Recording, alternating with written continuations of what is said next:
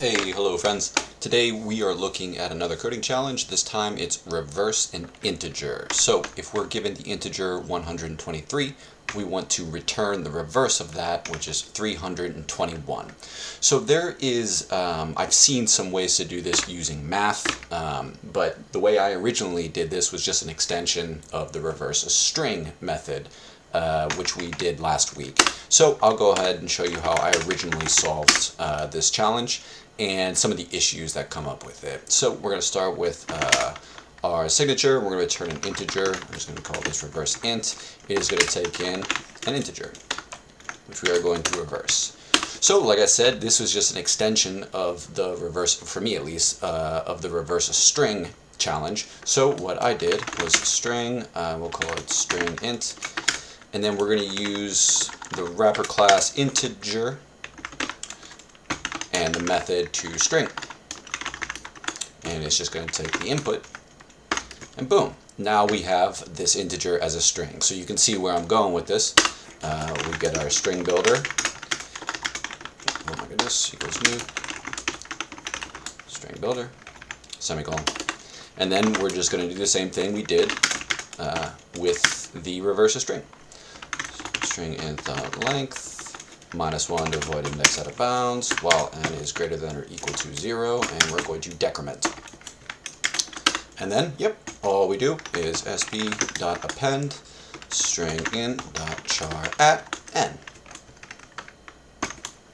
And then we want to return an integer, so now we just do the opposite of toString, we do parse. So return integer.parseInt from the string builder.toString.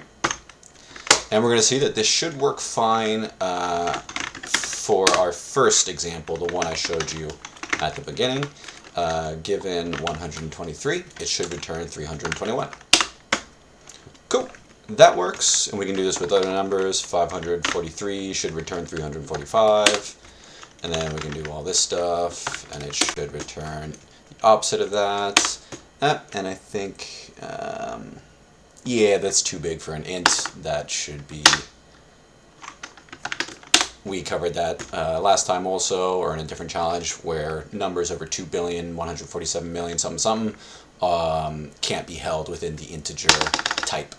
But anyways, this works fine until we start getting clever with it, where if we do -123, we're going to get a number format exception. So the way I got around this was to first, check, okay, we're going to make a boolean is negative, and we're going to check, is the input less than 0? So if it is less than 0, this boolean is going to be true. And then what we're going to do is instead of changing the integer to a string, we're going to change the absolute value of that to a string. So the absolute value, just for practical purposes, just getting rid of any negative signs.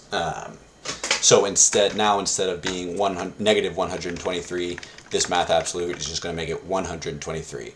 Then we go through this, and we are going to initialize a result, and then we're just going to use this boolean. So if it is negative, we are going to return negative result.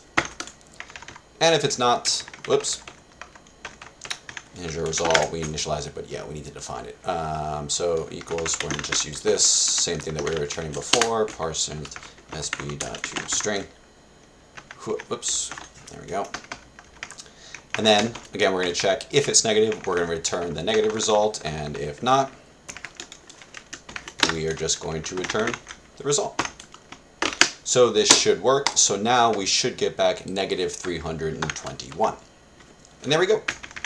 Now there's another issue with this, and there's some debate on this. The issue is leading zeros, or in this, I guess from this perspective, trailing zeros. So -1230. What is that going to return? Maybe pause and think about it, but let's go ahead and check this out.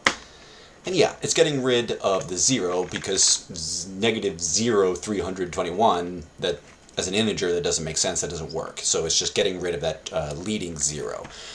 Now, if we're returning an int, there is no way to get rid of this. We can return, at least not that I'm aware of. If I'm wrong, please go ahead and let me know.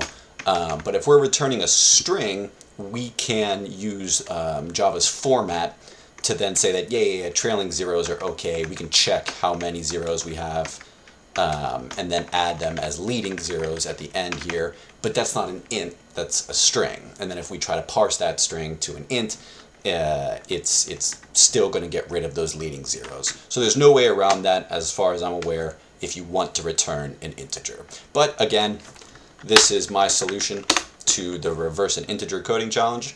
Let me know what you think. Please like, comment, subscribe, and I'll see you guys next time.